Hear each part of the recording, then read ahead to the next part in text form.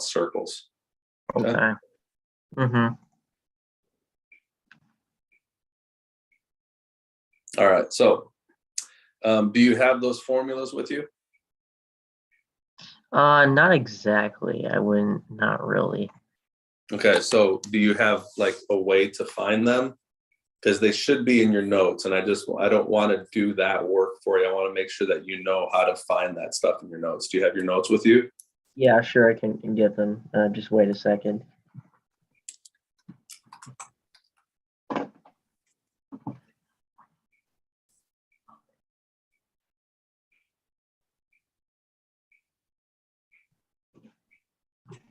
Okay, I'm here with the notes. Okay. So first of all, you have to recognize what the difference is between chords and tangents and secants and that kind of thing, right? Mm-hmm. So what do we have right here in this first picture? What example would this be? Is this line a chord? Is it a secant? Is it a tangent? Is it a diameter? That's a secant, right? Yeah, that's a secant. Yep, and this one is also a secant, right? Mm-hmm. So this would be called the secant theorem, I believe, right? I think so. Okay, and what does your worksheet say about that? It says that it's like, it would be like, in this case, it would be like 5 times 3 equals x times 4. There you go. Yeah. Got it. So so that's how you would set it up, right? You identify what kind of picture it is, and then you use the theorem to write an equation, and then you solve your equation with algebra. Okay. So what did you say that the theorem said?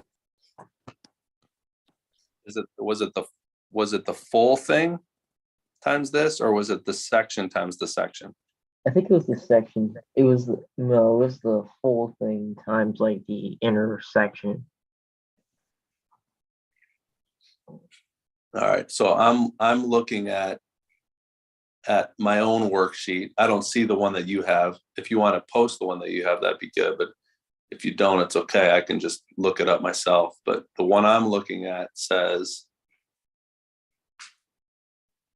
it might be the outer section instead of the intersection. Can you do me a favor and take it and post the one that you have, so I can see it? You can't? It might be. Yeah, I really can't. I don't think so, because it's on a different computer. Okay. So what I have says that it's the full thing times the outer section that are equal. Yeah. So it's this full thing times the outer section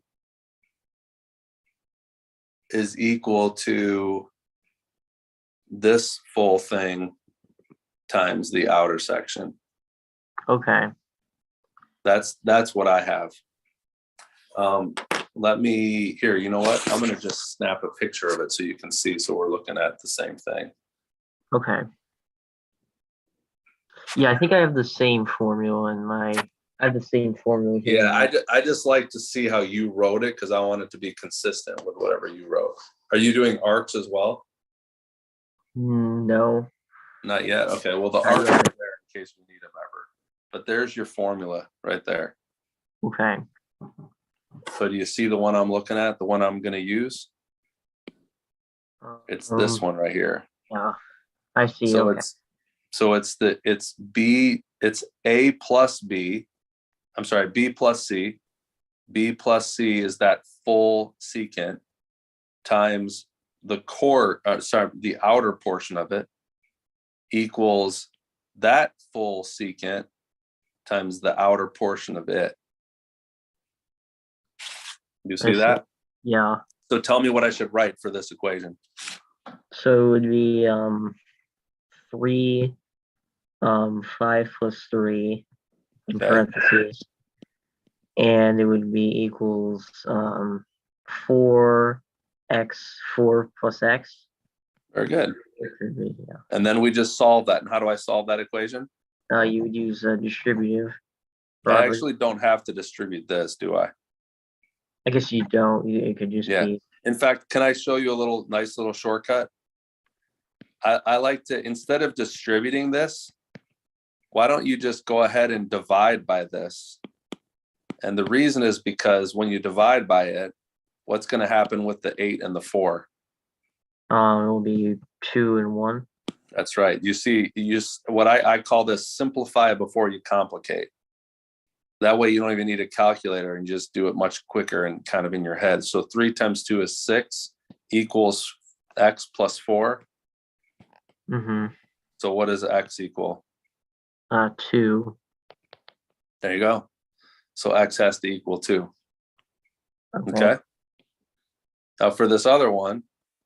This is a different theorem. Yep. And which theorem am I going to use? Let's call these 1, 2, 3, 4. I think you would use the first one. Yeah, you would. That's right. Because notice it's a tangent, right? And a secant. So this is the tangent secant theorem. Okay. So tell me what to write. You would write, it would be 15 squared equals 9 times x. 9 times x only? Oh, 9 times 9 plus x. There you go. Now, remember I told you about simplifying before you complicate? Let's do that again. Let's write 15 and 15. And then let's divide that by 9. And then the 9 has 2 3s in it, right? Mm-hmm. So let's think of the 9 as 3 and 3. So let's just even write it as 3 and 3. And then let's cancel out. Let's cancel out a 3 from each of these. And that gives me 5 times 5, which is easy to do in my head, right? Yeah. 25 equals 9 plus x. See how I did that? So x is going to be 16. Perfect. Good job. Okay. Good. All right. So how about this one? Which formula do I use? I think it's 1, 2, 3, or 4. Is it 1? No. Is it secant tangent or secant secant? It's secant. Yeah, so it's the second one, right? Which is, tell me what to write. 4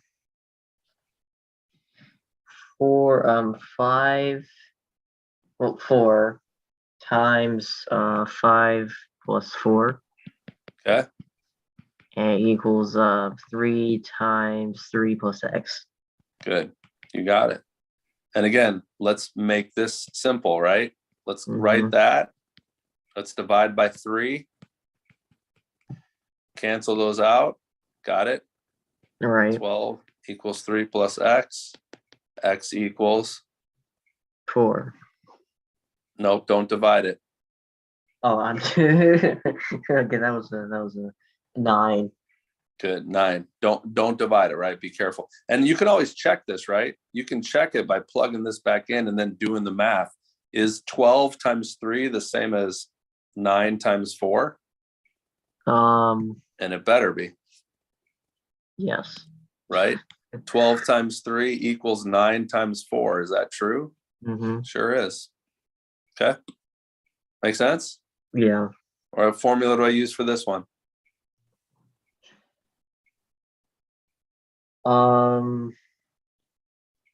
Secant tangent.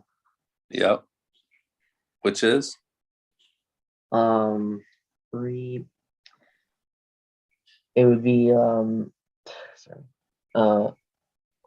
x squared equals 3 times 3. Well, no, 1 plus 1 times 1 plus 3. There you go. Which means x squared equals what? 3. Careful. 4. Yep, you got to add these together, right? Which means x equals what? 2. There you go. Okay. Mm-hmm. So let's go back and let's talk about what we did for this. So notice what I did. You see at the beginning, I said, what are your formulas? Because if you don't know where those are, if you don't know what those are, this is a lot harder to do these problems. As you find your formulas, you get your formulas figured out, you understand what they mean. You understand how to read the equations, right? Now, I don't know how yours are written in your book. That's why I prefer to have yours. But since you didn't have them ready for me, or at least you couldn't show them to me, I just showed you what I found on the internet. So those are the 4 formulas. Okay. See that? This is called secant tangent, because you've got secant and a tangent. This is called secant secant. This is called chord. Got it? And this is called tangent tangent. I haven't done a tangent yet, but it's probably going to be useful to like have like advanced knowledge. Yeah. But notice all it is, you don't usually do them because they're easy. Oh, tangent, okay. they just have to be equal to each other. You see that? I see. Okay. Have you guys done chord yet? Yeah, we have. Okay, so chord is just, it's the section, you just multiply these and these together and that works out. Yeah, it was Now pretty you'll do these soon. So it's good kind of in advance to see them, but see how this has to do with the arcs, the arc lengths. Yeah. So now they're talking about how the arc lengths are related to the angle measures. You haven't done these yet though? No, we haven't. So this will be next probably. These are called central angles if they are on the center. This is called a inscribed angle because it's inside. You see how it's inside there? Yeah. And this arc right here is double whatever that angle is right there. The arc length right here is 2 times as much as the angle. Or you could say that the angle is 1/2 of the arc length. And the way they say it is it's 1/2 of the arc length intercepted. Okay. Now notice this one. Notice what we have now. Now we have, what are these called? Secant? Good. These are secants. So when you have 2 secants and an exterior angle, see how they meet together at an exterior angle? Yeah. This angle is equal to 1/2 of the difference of these 2 angles. So you take this angle, you subtract this angle from it, and you take 1/2 of it, and that'll give you that angle. Okay. Okay. This is 2, what are these called? Those are chords. Good. And when you have 2 chords intersecting, notice what one of the interior angles is going to be equal to. You see how it's similar to this one, but instead of subtracting, you're doing what? Adding. You're adding it because it's going to be bigger. Since it's on the inside, it's going to be bigger than this one, which is on the outside. Do you see? So instead of subtracting them and taking 1/2, you add them and take 1/2. So I add this one to plus this one, and I take 1/2, and that's this and this, right? Because those are vertical angles, right? So those 2 are going to be equal, right? In fact, you could very easily find this angle as well, because those are called a linear pair. They add up to 180. They're supplementary. Okay. Now we have a chord and a tangent. When you have a chord and a tangent, then that angle is going to be 1/2 of whatever the arc that was intercepted. So this angle is equal to 1/2 of that arc length. Now for this one, notice we have 2 tangents, and the 2 tangents are just like the 2 secants. It's the same formula. You take the bigger one and you subtract the smaller one from it, and then you take 1/2 of that, and that's the measure of that angle. Okay. So tangents are the same as secants in that. And then of course, when you have a tangent and a secant, as you would expect, it's the same kind of formula, right? Because when you're talking about arc lengths and angles, secants and tangents act the same way. Okay. So that's kind of that was just kind of a preview for you of something that you're going to be doing next. And again, all you do is you use the formulas and you set up the equation, and then you solve the equation and try to do it the simplest way, which is what I was showing you. Simplify it before you complicate it. Don't start multiplying 4 and 9 together. You don't have to.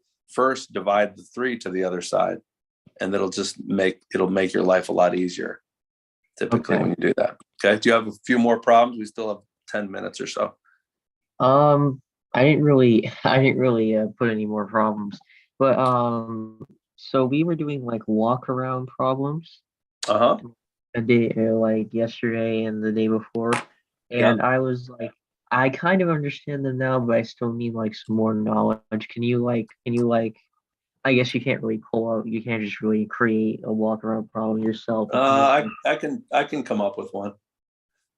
I'm gonna jump online and find another one. So you're talking about with a circle?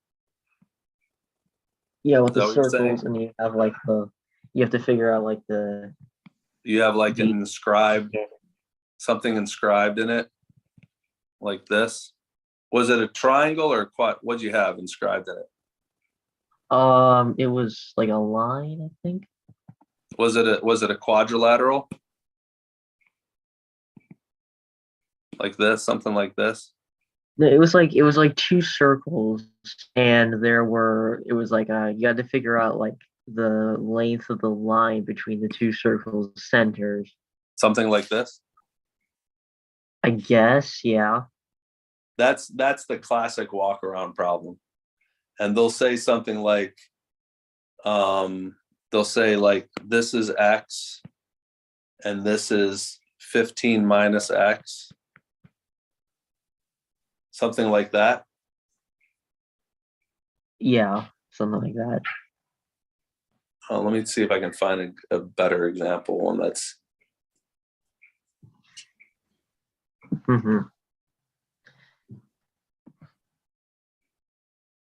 Or did they not give you X, and did they just give you values?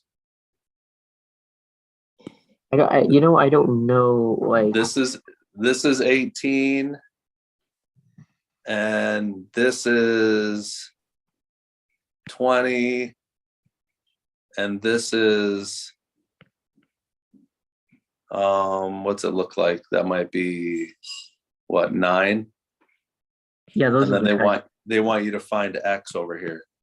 Yeah, those are the kinds of problems. Can you like solve one? Okay,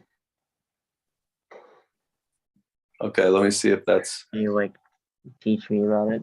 Yeah, sure. So here's what you do. We're actually going to not call this X. We're going to call this Y, because that's the side that we want to find. What we're going to do is we're going to create right here and call this X right here.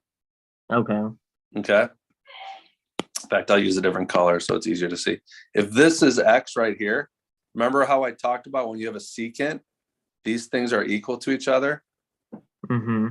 So that means this has to be X as well. Okay. Which means this distance is really 18 minus X. Do you understand that? Yeah. So that's why it's called walk around, because you're walking around the shape. And so now if that's 18 minus X, then so is this. This right here is also 18 minus X, right? Do you see what I'm talking about? Why though? Why? Because these two are both what? Oh, they're equal. That's true. They're tangents. They're equal to each other. Got it? Okay, I see. So then this part right here, changing colors again, this part right here, from here to here, is going to be 20 minus 18 minus X. Okay. Does that make sense how I did that? Sure. Okay. Which means that equals what? If I distribute this negative, and that means it's 20 minus 18 plus X, which is 2 plus X. So this is actually, this green section is 2 plus X. From here to here is 2 plus X, which means this is also 2 plus X, right? Right, because they're equal. So this distance is also 2 plus X. But remember, I have 9 there. That full thing is 9. So if that full thing is 9. 9 minus 2 plus X? Yeah, good. So this distance from here to here is 9 minus whatever 2 plus x, 2 plus x was, which means it's 9 minus 2 minus x, which means it is 7 minus x. Okay. So that yellow part is 7 minus x, and which means that this right here is also 7 minus x. Okay. So then you like jumble those. So then you like put those all into one big equation, and then you solve So them. they might have told you some other information as well.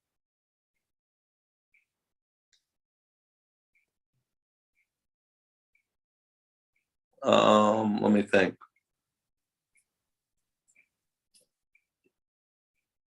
They might have told you also like what the perimeter is of the whole thing, for example.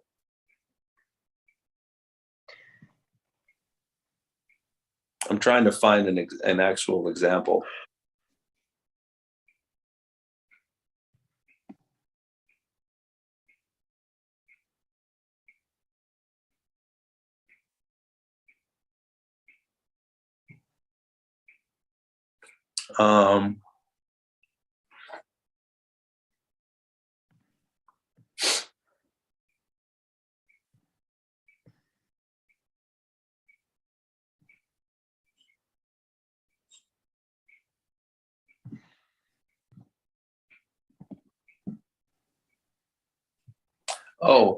No, I don't have to do that. Yeah, because now look what happens when I add these together. What's x plus 7 minus x? What happens to the x's?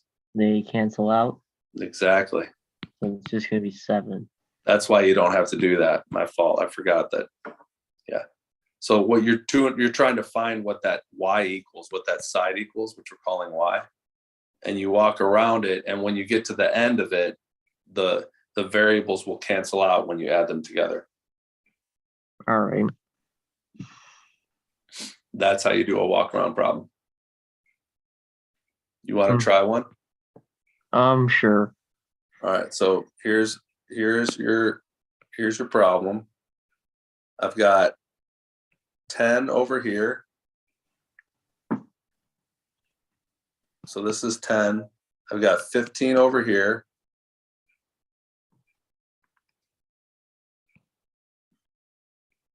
I've got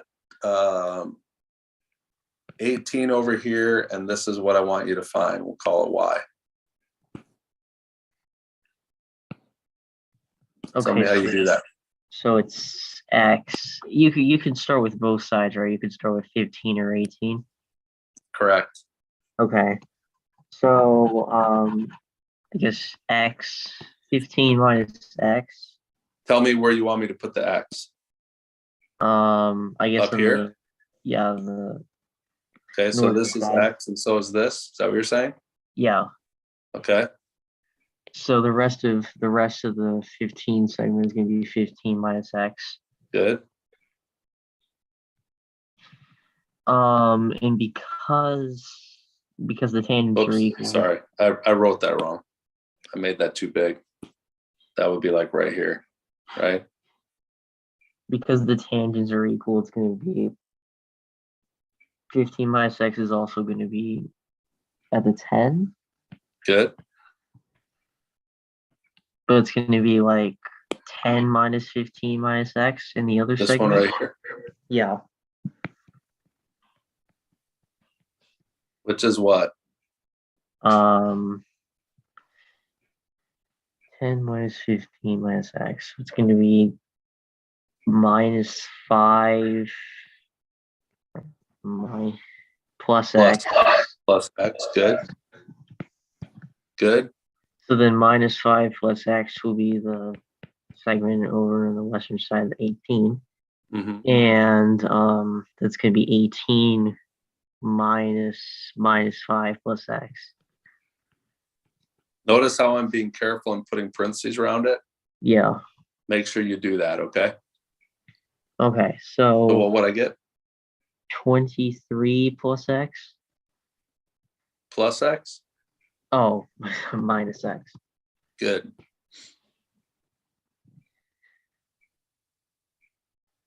So then it's going to be 23 minus x over there, over on the other side of y. And you can combine 23 minus x and x to get the answer.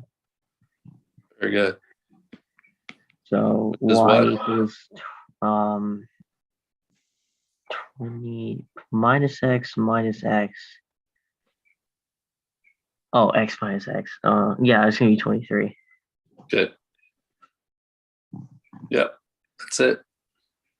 All right. That's all you do. That seems easier now that you've like explained it to me.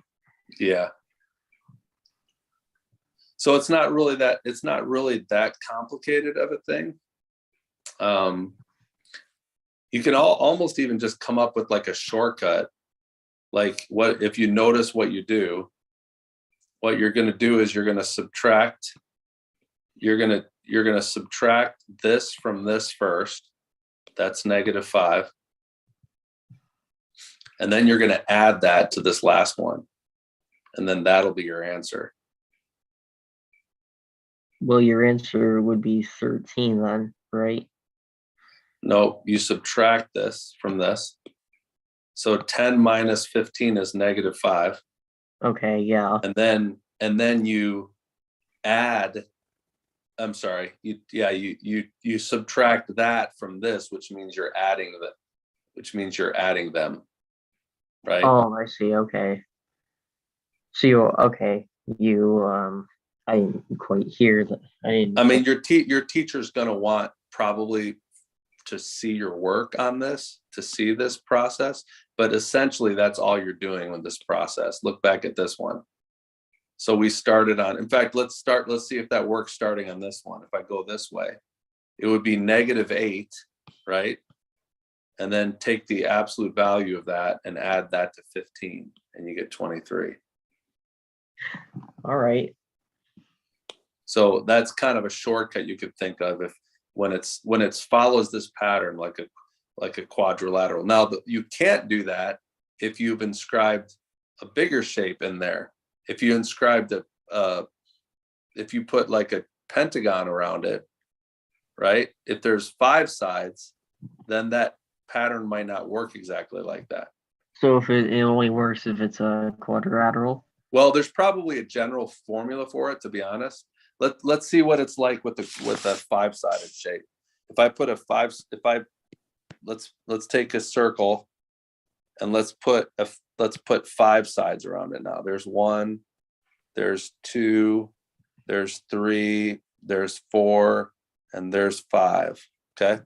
So I just made it more complicated, right? And let's say this is what, 10, let's say this is 8, let's say this is 12, and let's say this is 6, and we're trying to find this over here. Okay. So for this one, let's call these x to start. So this is 10 minus x. And then, so this is 10 minus x also. So this side is going to be 8 minus 10 minus x. From here to here, which means from here to here is let's see, 8 minus 10 is -2. So that's -2 plus x. See how the sign on the x changes? Mm-hmm. And now the sign on the x is going to change again when I do 12 minus -2 plus x. See what's going to happen? I'm adding those two together, the absolute values. I'm adding the absolute values together. That's 14, but now the x became a negative. See how it goes from positive to negative, positive to negative? So this right here is 14 minus x again, but now what I'm going to do, I'm going to subtract it.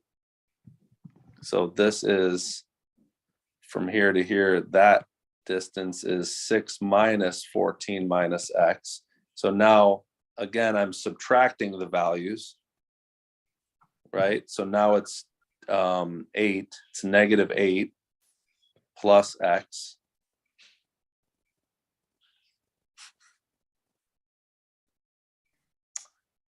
That didn't make sense.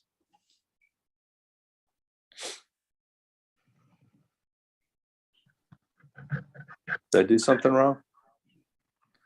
10 minus x, 10 minus x, 8 minus 10 minus x gave me a -2 plus x. 12 minus -2 plus x gave me a +14 minus x. I can't have a negative value in here. How do I get that to be a negative value?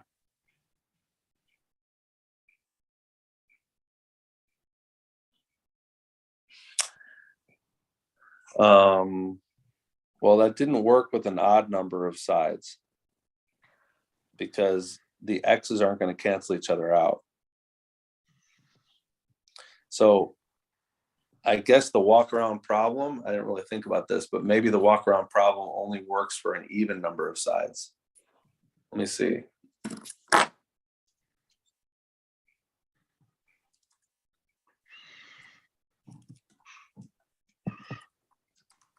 You see the problem? Yeah, because you have a negative for x you have a negative for the side. Yeah. So it actually doesn't work. I just Googled it.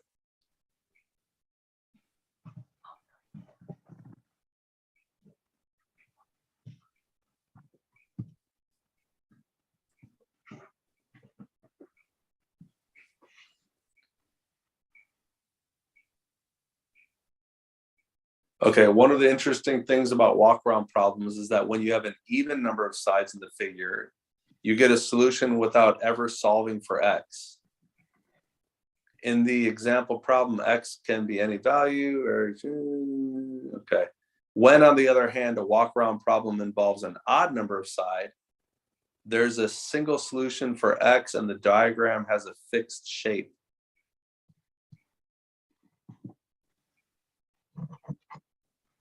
I don't get that.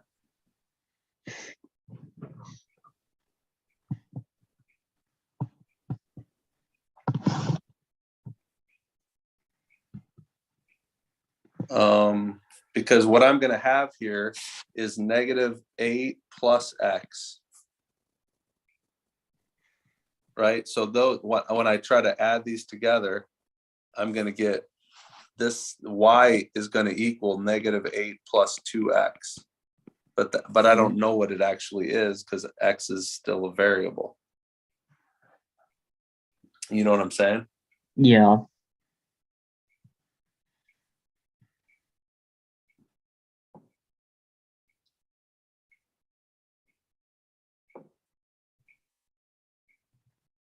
So I don't get what this is trying to say. It says that if you have an even number of sides, you get a solution without ever solving for x because the x's cancel out. In the example problem, x can take on any value from 0 to 12 inclusive. Varying x changes the size of the circle and the shape of the quadrilateral, but the lengths of the four sides remain unchanged. When, on the other hand, a walk around problem involves an odd number of sides, there's a single solution for x. Well, I don't see what that solution is, though. How do you find the solution?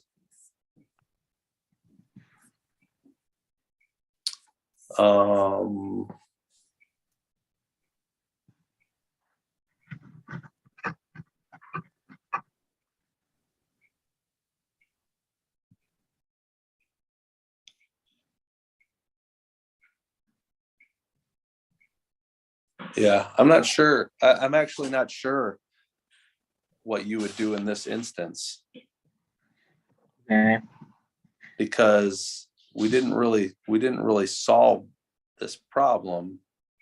But what they're saying is there's only one possibility for this. Like, you can't really make the circle bigger or smaller with those other four sides. There's only one possible solution for this. All right. Just don't know what that solution is. I don't know. I'm not sure. I'm not sure how to do this. It didn't really explain that to me. So you probably won't get one with an odd number. It'll probably always be a quadrilateral. Okay. A four-sided shape that goes around it. Okay. Mm-hmm. All right. Well, hey, hopefully that helped. Thank you.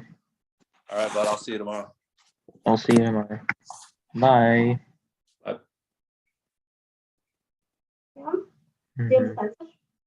Yeah.